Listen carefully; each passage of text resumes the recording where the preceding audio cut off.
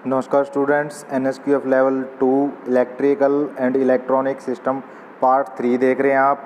आज हम इसमें शेल कनेक्टर और इलेक्ट्रोलाइट से संबंधित सीखेंगे कि किस प्रकार से उनको कनेक्ट किया जाता है, कौन कौन से पार्ट होते हैं।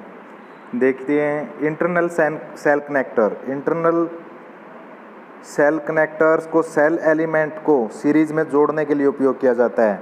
कि भाई सीरीज में एक लाइन में जोड़ने के लिए किसका प्रयोग किया जाएगा? इंटर सेल कनेक्टर्स का, जो उनको एक लाइन में ही जोड़ेगा। जैसे कि एक पॉजिटिव सेल का स्ट्रैप समीपवर्ती नेगेटिव सेल के स्ट्रैप से जोड़ा जाता है। सेल के बीच संयोजन बैटरी केस में सेल विभाजक के माध्यम से या विभाजन के शीर्ष पर किया जाता है।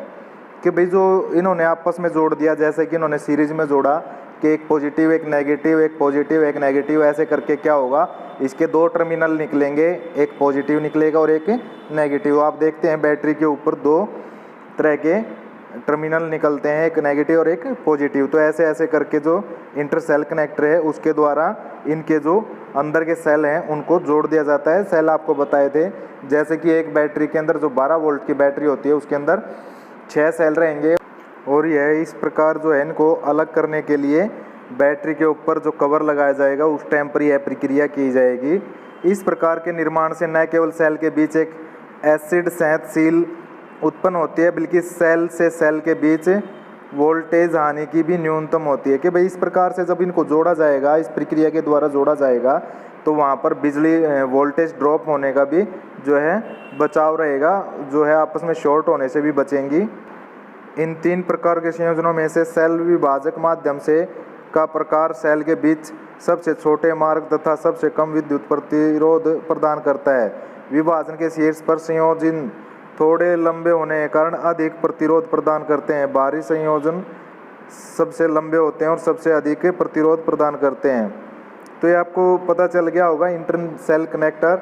ये फाइनल एग्जाम्स में कभी कभार पूछा जाता है कि इसका कार्य क्या होता है, तो आपको बता देना है कि भैया नेगेटिव पॉजिटिव प्लेटों को जोड़ने का काम आता है, और यह एक सीरीज में जोड़ता है। और जिससे क्या होता है, जब इसको कवर को ढका जाता है तो इसके ऊपर 2 टर्मिनल निकलेंगे, एक नेगेटिव और एक पॉजिटिव। तो यहाँ पे इंटर सेल कनेक्टर्स का आपको पता चल गया। आप देखते हैं इलेक्ट्रोलाइट।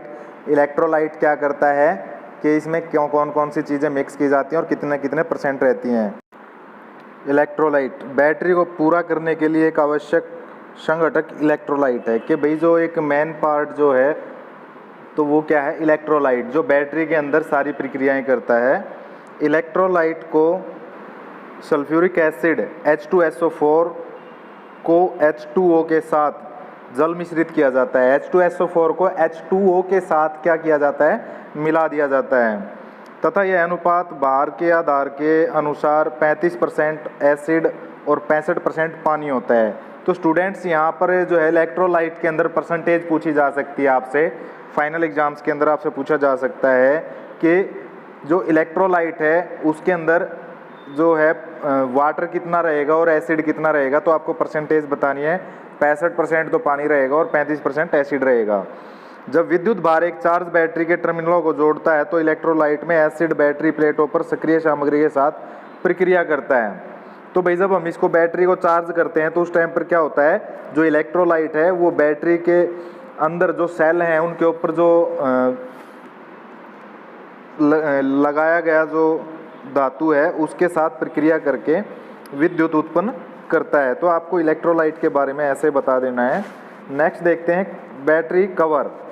बैटरी कवर स्थायी रूप से बैटरी केस के जुड़ा रहता है, जिसको हम बैटरी केस कहते हैं। वह बैटरी का जो पूरी बैटरी होती है रबड़ की बनी होती है, हार्ड रबड़ की बनी होती है। बैटरी कवर एक टुकड़े में विभाजन के माध्यम से और विभाजन सेल के ऊपर कनेक्टर्स पर दोनों के साथ उपयोग किया जाता है।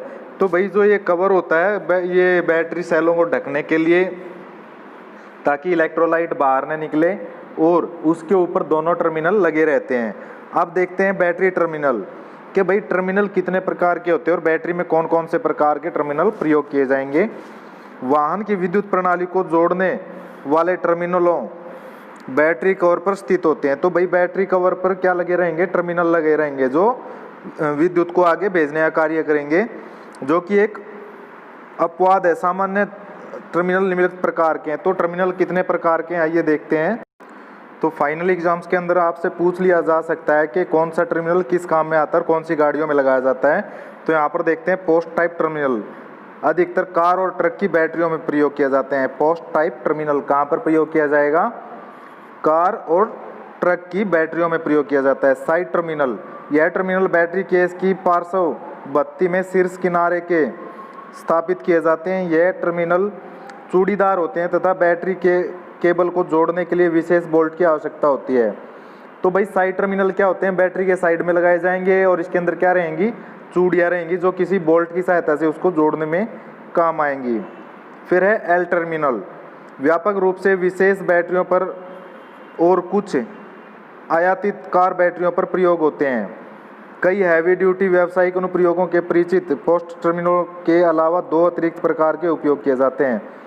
साइड टर्मिनल हैवी ट्रक की बैटरियों में अक्सर प्रयोग किए जाते हैं। संयुक्त पोस्ट टर्मिनल समुद्री गोल्फ गाड़ी और औद्योगिक प्रयोजन पावर बैटरियों पर प्रयोग किए जाते हैं।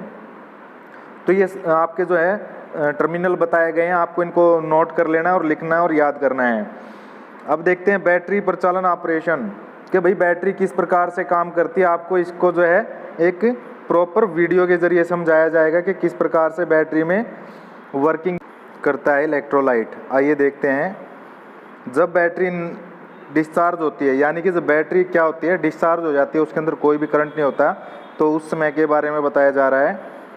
करंट नेगेटिव पोल से पॉजिटिव पोल की तरफ प्रवाहित होता है। इलेक्ट्रोलाइट पतला H2SO4 के hydrogen ion H positive plate की ओर बढ़ते हैं और ऑक्सीजन O के साथ मिलकर पानी बन जाता है। सल्फेट आयन SO4 लेड के साथ मिलकर लेड सल्फेट बनाते हैं। जब बैटरी पूर्णतः निरावेशित डिस्चार्ज हो जाती है तो इलेक्ट्रोलाइट की स्पेसिफिक ग्रेविटी 1.160 तक पहुंच जाती है।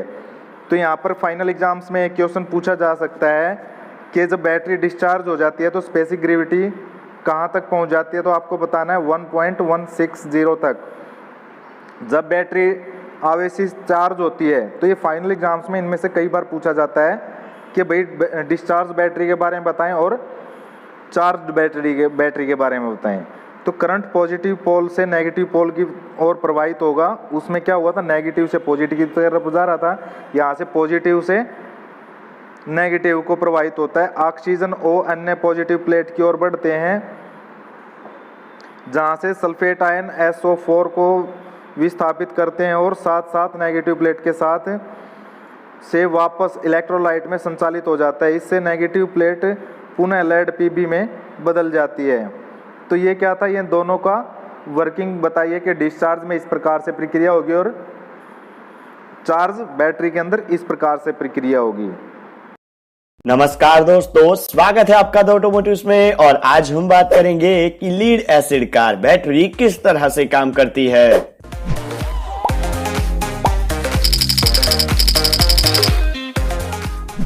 तो आज इस वीडियो में हम देखेंगे कि कार बैटरी को गाड़ी में कहां पर माउंट किया जाता है, कार बैटरी का वर्किंग प्रिंसिपल किस तरह का है, कार बैटरी में पानी क्यों डालना पड़ता है, कार बैटरी का कंस्ट्रक्शन किस तरह का होता है और कार बैटरी कैसे काम करती है।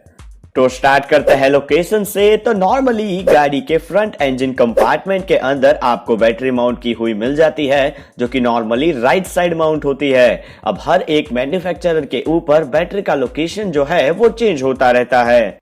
अब आते हैं बैटरी के वर्किंग प्रिंसिपल के ऊपर। तो बैटरी के प्रिंसिपल को समझने के लिए हमें एक कंटेनर में लीड ऑक्साइड की एक प्लेट और लीड की एक प्लेट को रखना है।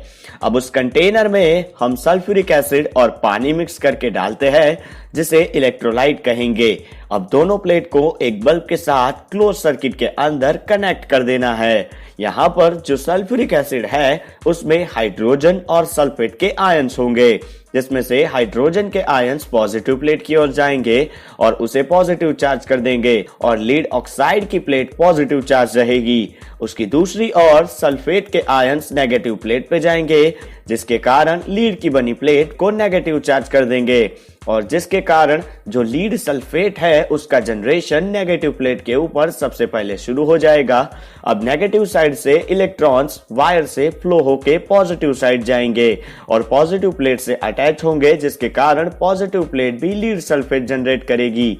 ये प्रोसेस में इलेक्ट्रोलाइट में से एसिड का कंसंट्रेशन जो है वो कम होता जाएगा। जब बैटरी फुल डिस्चार्ज कंडीशन में आ जाएगी तब बैटरी का इलेक्ट्रोलाइट जो है वो टोटली वाटर हो जाएगा, क्योंकि सल्फेट और हाइड्रोजन के जो आयंस है वो प्लेट के ऊपर आ जाते हैं।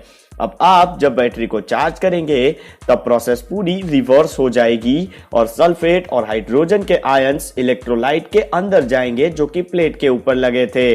अब इलेक्ट्रोलाइट में एसिड कंसंट्रेशन जो है वो वापस बढ़ जाएगा और बैटरी रिचार्ज हो जाएगी। अब बैटरी को आप जब रिचार्ज करते हो तब आयन रिलीज होने की प्रोसेस में हीट प्रोड्यूस होती है, जिसके कारण इलेक्ट्रोलाइट में से पानी इवोपरेट हो जाता है और एसिड का कंसंट्रेशन बढ़ जाता है। तो उस केस में आपको बैटरी में पानी डालना पड़ता है, जिसके कारण इलेक्ट्रोलाइट में एसिड का कंसंट्रेशन भी प्रॉपर बना रहे और बैटरी प्रॉपरली चार्ज हो सके। अब आते हैं कार बैटरी के कंस्ट्रक्शन के ऊपर। तो इस केस में जो पॉजिटिव प्लेट है वो लीड ऑक्साइड की बनी होगी, जबकि नेगेटिव प्लेट है लीड की बनाई जाएगी। इन दोनों प्लेट के ऊपर एंटीमनी की पेस्ट लगाई जाएगी या फिर आप ऐसा कह सकते हैं कि कोटिंग की जाएगी, जिसके कारण दोनों की दोनों प्लेट है उसका ऑक्सीडेशन ना हो और दोनों बैटरी डिस्चार्ज या रिचार्ज होने के प्रोसेस है उसमें गैस जनरेशन कम करे। अब नंबर ऑफ पॉजिटिव प्लेट्स और नेगेटिव प्लेट्स मिलके बैटरी का एक बैटरी सेल बनाएंगी, जिसके अंदर हर एक पॉजिटिव और नेगेटिव प्लेट के बीच में एक प्लास्टिक की सेपरेटर प्लेट रखी जाती है। अब सेपरेटर प्लेट क्या करती है कि नेगेटिव प्लेट और पॉजिटिव प्लेट इन दोनों को कनेक्ट नहीं होने देती या फिर कांटेक्ट में नहीं आने देती, जिसके कारण सेल जो है वो इंटरनल शॉर्ट सर्किट ना हो जाए। अब इन सभी सेल जो है वो यूजुअली फुल चार्ज बैटरी की कंडीशन में 2.1 वोल्टेज सप्लाई करते हैं। तो हम एक बैटरी के कंटेनर में 6 सेल रखते हैं और इन सभी सेल को सीरीज के अंदर कनेक्ट करते हैं, जिसकी वजह से हमें overall battery output full charge condition में 12.6 वोल्ट का मिलता है। और बैटरी सर्किट को कंप्लीट करने के लिए हम पहली जो सेल है उसकी पॉजिटिव प्लेट को पॉजिटिव टर्मिनल के साथ और आखिरी सेल की नेगेटिव प्लेट को नेगेटिव टर्मिनल के साथ कनेक्ट करते हैं, जिसके कारण बैटरी की जो सर्किट है वो कंप्लीट हो सके। तो अब आते हैं बैटरी के इलेक्ट्रोलाइट के ऊपर। तो इलेक्ट्रोलाइट दो चीज से बनता है, जिसमें से पहला है पानी जो कि 60% होता है और दूसरा होता है सल्फ्यूरिक एसिड जो कि बाकी के 40% होता है। तो ये 40 और 60 मिलके इलेक्ट्रोलाइट बनाते हैं। तो इस चीज के अंदर इलेक्ट्रोलाइट जो है वो नॉर्मली बैटरी के अंदर पूरा का पूरा भरा हुआ होता है। अब बैटरी का जो बॉटम पार्ट है उसके अंदर एक पैटर्न दी जाती है स्पेशल। अब ये पैटर्न देने के पीछे रीजन ये है कि बैटरी जब वर्किंग कंडीशन में होती है तो प्लेट्स के अंदर से थोड़े पार्टिकल्स जो है वो रिलीज होते हैं और ये पार्टिकल्स नीचे बॉटम के ऊपर जमा होते हैं। तो अगर ये लैडन पैटर्न नहीं देंगे तो पार्टिकल्स जो है वो दो सेल को कनेक्ट कर देंगे और बैटरी इंटरनल शॉर्ट हो जाएगी। तो ये पार्टिकल्स जो है वो नॉर्मली ये पैटर्न के अंदर चले जाते हैं और बैटरी इंटरनल शॉर्ट सर्किट से बच जाती है। तो अब आते हैं बैटरी के वर्किंग के ऊपर। तो वर्किंग प्रिंसिपल तो आपने समझ लिया, तो इससे नया तो कुछ नहीं है, मगर एक चीज यहां पे बताना चाहूंगा कि बैटरी नॉर्मली एनर्जी को केमिकल एनर्जी के फॉर्म में स्टोर करती है और उसे इलेक्ट्रिकल एनर्जी के रूप में बाहर आउटपुट सप्लाई देती है। यानी कि जब आप उसे इलेक्ट्रिकल एनर्जी दोगे तो वो उसे केमिकल में कन्वर्ट करके स्टोर कर लेगी। अब आपको जब इलेक्ट्रिसिटी वापस चाहिए तो वही केमिकल की इलेक्ट्रिकल एनर्जी कन्वर्ट करके वो आपको वापस दे देगी। तो दोस्तों आज के लिए बस इतना ही। अगर आपको वीडियो पसंद आया है तो लाइक कीजिए और हमें